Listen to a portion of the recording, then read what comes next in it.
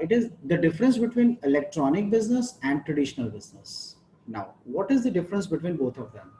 Traditional business is a kind of business that we are doing till now by opening up a shop, by putting in the money into the stock for the stock of the business, and then starting a shop and waiting for the customer to come down.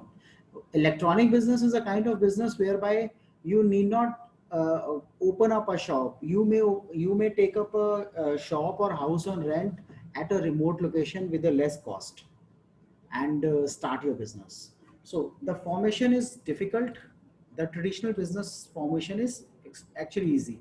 Setting up cost, the setting up of cost is actually low. The setting up cost is high. The operating cost is low, operating cost is high. Personal touch is nil. In this case, in case of traditional business, the personal touch is very high. The shopkeeper tries to sell his product. Physical examination of goods, it is not possible in case of electronic business. However, you can wear it. If these are clothes, you can touch them, you can feel the product. In case of traditional business, business expansion has a scope in electronic business. It has a scope in traditional business as well, but it is very, very difficult. It involves huge cost. The market is wider in case of electronic business, market is very narrow in case of traditional business. The physical presence is not required. Physical presence is required in case of traditional business. This is a high risk business. This is a low risk business. Technical and professionally qualified workforce is needed. Semi unskilled or even unskilled manpower is needed to start this business. Now, next is resources that are required for electronic business. We all understand the kind of resources that are required. We need a computer hardware, we need a software and a mic to talk to. That's it. And your computer business or electronic business starts up. So we require actually a technical qualified workforce, the one who can work on it, the one who can accept the orders and place the orders further. Well designed website चाहिए एक हमें जिस पे लोग जाके order करेंगे. System of receiving payments, आपको वो पेमेंट रिसीव करने का एक सिस्टम होना चाहिए. आपको पता होना चाहिए कि पेमेंट्स कैसे रिसीव करनी है, मे बी ऑनलाइन, ऑफलाइन और थ्रू क्रेडिट कार्ड और through debit cards. Effective telecommunication system जहाँ से ऑर्डर्स आपको आए, राइट. सो ऑनलाइन ट्रांजेक्शन्स कैसे काम करती हैं? Buyer finds the seller. Buyer खुद सेलर ढूंढता है, फिर गुड्स को सिलेक्ट करता है, फिर प्राइस को नेगोशिएट करता है, फिर सेल होती है. He accepts the payment, the delivery of goods happen and after sale services are given. Now, what is the procedure followed in electronic commerce? सबसे पहले रजिस्ट्रेशन करवाते हैं हम अपनी ई कॉमर्स की. जो भी हमने ऑनलाइन साइट बनाई है, जो भी हमने ऑनलाइन बिजनेस शुरू किया, हम उसकी रजिस्ट्रेशन करवाते हैं. Then we place an order. Registration के बाद हम उसका ऑर्डर प्लेस करते हैं. जिसको हम शॉपिंग कार्ट बोलते हैं. So shopping cart is an online record of what you have picked up while browsing the online store. After selecting the item you want to buy, you can check out and choose your payment options. So आप check out कर सकते हो और payment options को choose कर सकते हो. The next and the important part is for any transaction to happen is the payment options. What kind of payments do you want to receive? Whether do you want to have cash on delivery, or you want to make the payment through checks, you want to make the payment through plastic money, that is credit cards, or you want to make the payment through debit cards or net banking. Through your internet you may transfer the money. And the digital cash. What is digital cash? The Paytms and such other kind of companies जो digitally currency को आपके mobile के through और internet के through आपकी currency को एक से लेके दूसरे को ट्रांसफर करवाती है. These are all the modes of business. What are the risks of electronic business? We have already read the risks of in the first chapter, the risks of the business. The electronic business have more or less the same risks. Transactional risks, कुछ भी हो सकता है. The transaction may fall into the wrong hands, or you may make a default order, or you may make a payment to the default account. So anything of this can happen. This is transactional risk. Data storage and transmission risk. So data storage सबसे बड़ी problem आज की date में और कोई नहीं है but आपका डेटा कहाँ स्टोर्ड है और वो कितना सेफ है. अगर वो डेटा स्टोर्ड है सही जगह पे और वो सेफ है, तब आपकी साइट को कोई प्रॉब्लम नहीं है, otherwise it can create a problem. Business process outsourcing, क्या होता है business process outsourcing? So the name says process. जिस भी बिजनेस की हम बात कर रहे हैं, हम उसकी प्रोसेस को आउटसोर्स करते हैं। प्रोसेस को आउटसोर्स करने का मतलब क्या है? प्रोसेस को आउटसोर्स करने का सिंपल मीनिंग है कि वो किस तरह से काम कर रही है, वो कैसे चीजें बना रही है, ठीक है, वो प्रोसेस उसको बनाने का, उसको हम आउटसोर्स करते हैं।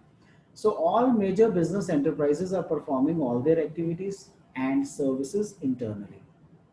But modern business enterprises concentrate only on core activities and entrust other routine processes and services to agencies outside. जिसके पास ये एक्सपर्टीज होती है उसको बोलते हैं BPO, business process outsourcing. For example मैं अपनी बात करता हूँ, मेरे को पढ़ाना आता है, I can teach in the best possible way. But अगर आप मेरे को बोलोगे कि मैं कोई चीज मैन्युफैक्चर करूं तो मैं शायद नहीं कर पाऊंगा, बिकॉज मेरे को मैन्युफैक्चरिंग का उतना एक्सपीरियंस नहीं है। So what will happen, what I shall do, अगर मैं मैन्युफैक्चरिंग भी करना चाहता हूँ, I shall go and search for the good experts जो मेरी हेल्प करें। उसको हम बोलते हैं प्रोसेस। मेरी कुछ प्रोसेसेस को वो अडॉप्ट करके उसको रेक्टिफाई करें और मेरी हेल्प करें, इसको हम बोलते हैं बिजनेस की प्रोसेस आउटसोर्सिंग। जो भी डिटेल्स हैं मेरे बिजनेस की, वो सारी डिटेल्स नहीं, सिर्फ उस बिजनेस को फॉर्म भरने का तरीका, रजिस्टर होने का तरीका, सिर्फ ये आउटसोर्स करना है मेरे को, इसको हम बोलते हैं business process outsourcing. So it is a new type of business activity. It refers to get the task of business accomplished through an outside agency. बाहर की एजेंसीज जो है वो ये काम खत्म करती हैं। There are functions like maintenance of accounts, recruitment of employees, their training and development, payroll accounting, outsourcing, canteens. ठीक है? These are the tasks that are being being handled by the outside agency. So company किस चीज पे concentrate कर सकती है? Company अपने core issues पे, कोर मैटर्स पे कॉन्सेंट्रेट कर सकती है, जिस पर्पस के लिए वो कंपनी बनी है। सो कोई भी एक मैन्युफैक्चरिंग कंपनी है जो production and research and development करती है, सो वो कुछ अपने रिसोर्सेज को बाहर शिफ्ट कर सकती है टू एन आउटसाइड एजेंसी। इसी तरह टीवी मैन्युफैक्चरिंग है, वो अपने अकाउंटिंग और एडवर्टाइजमेंट और आफ्टर सेल सर्विस को बाहर शिफ्ट कर सकती है। ठीक है? So how does this BPO work? BPO, telemarketing के through, appointment scheduling, support, customer support, IT help desk, call answering, order taking, third party verification and soft lead generation, right? So ये सब काम BPO के through करवाए जाते हैं, ये सब काम BPO ही करता है।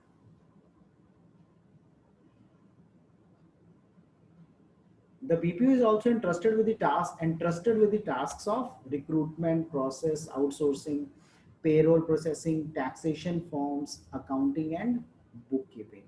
जो बेसिक रिकॉर्डिंग है वो सब आउटसोर्स्ड है। बुक कीपिंग में बेसिकली हम बेसिक आइटम्स को रिकॉर्ड करते हैं, इसलिए we have outsourced it. Next is customer support services. Now what do we mean by this customer support services? सबसे पहले कौन कौन से एरियाज हैं आउटसोर्सिंग के? So areas, customer support service, जिसमें जैसे हम फोन्स यूज करते हैं, हम बैंक में कॉल सेंटर पे कॉल करते हैं, 24/7 उनकी सर्विसेज होती हैं। द कॉल्स में भी इनबाउंड, द कॉल्स में भी आउटबाउंड। सो ये कस्टमर सपोर्ट सर्विस है, वो मोस्ट ऑफ द टाइम वो सिर्फ कस्टमर्स की प्रॉब्लम्स को सुनते हैं और उनको जितना रिजॉल्व कर सकते हैं वो करते हैं। This is customer support service. Telemarketing service, telemarketing में जो पोटेंशियल कस्टमर्स हैं उनको कॉल करते हैं सो दैट वो फ्यूचर में कस्टमर बन सके, and if they want to buy a product or if they want to market a product, they speak with the respective companies and enter into a contract with them. So ये promotional cross selling होती है existing customers की। Insurance processing, जो insurance का काम है, जो processing and policy maintenance and policy को भेजना बना के, ये सब किसी और डिपार्टमेंट का काम होता है।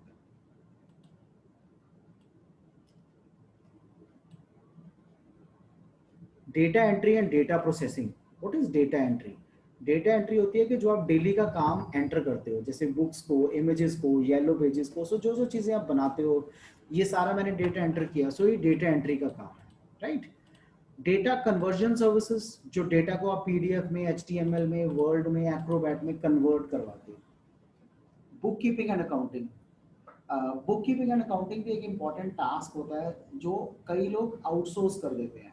सो मेंटेनेंस ऑफ कस्टमर का journal, accounts, receivables, accounts payables, financial statements, bank reconciliation statements, equipment ledgers, depreciation statements, ये सब चीज़ें रिकॉर्डेड होती हैं उसमें। Form process services, form processing, form को कैसे प्रोसेस करना है, कैसे आगे जाएगा, ये सब भी उसी सर्विसेज का पार्ट होता है।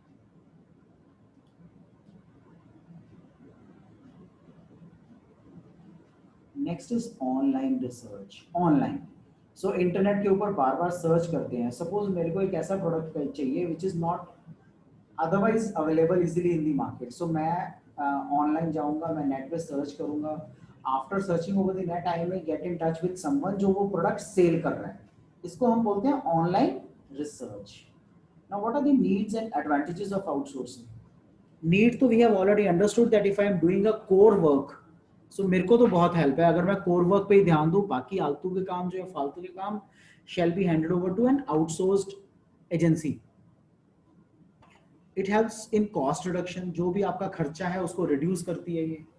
कन्वीनियंस एंड लेस इन्वेस्टमेंट, सो आपको आराम देती है और इन्वेस्टमेंट आपकी रिड्यूस करवाती है। Specialisation,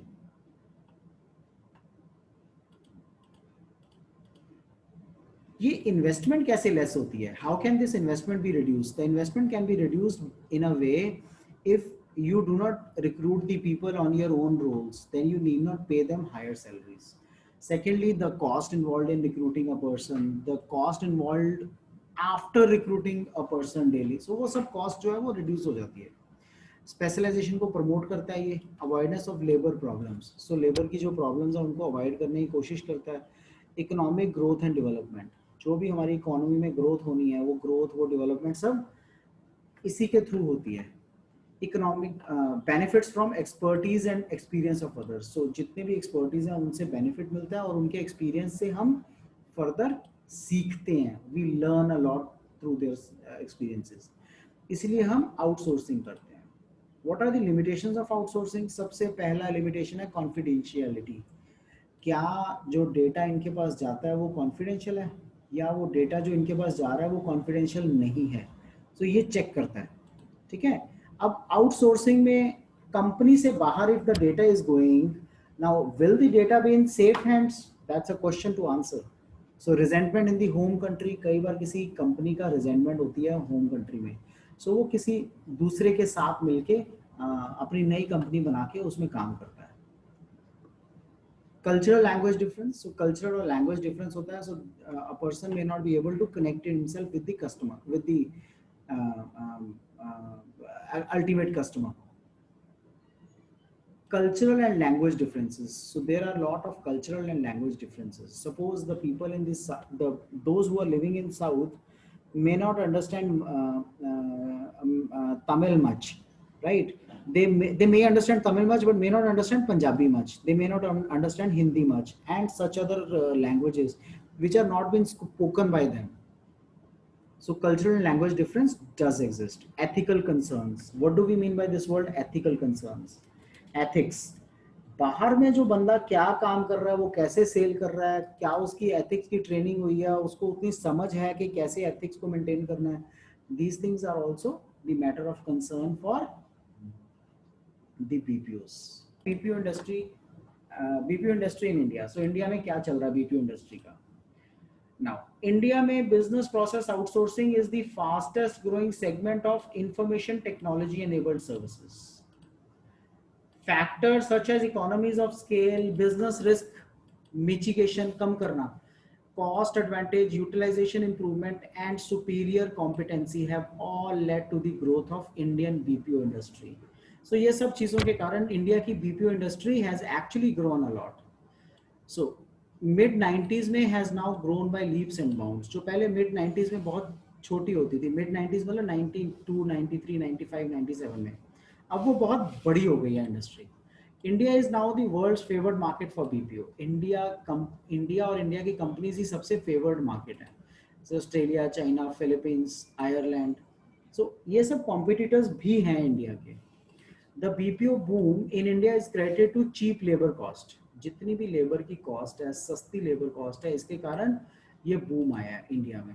and India's huge talent pool of skilled English speaking professionals, वो ह्यूज पूल जिसको जिसमें इंग्लिश स्पीकिंग लोग हैं बेसिकली, जो लोग इंग्लिश में बात करते हैं, पीपल अंडरस्टैंड इंग्लिश, इसके कारण बहुत बड़ी एक इंडस्ट्री सेटअप हो गई है।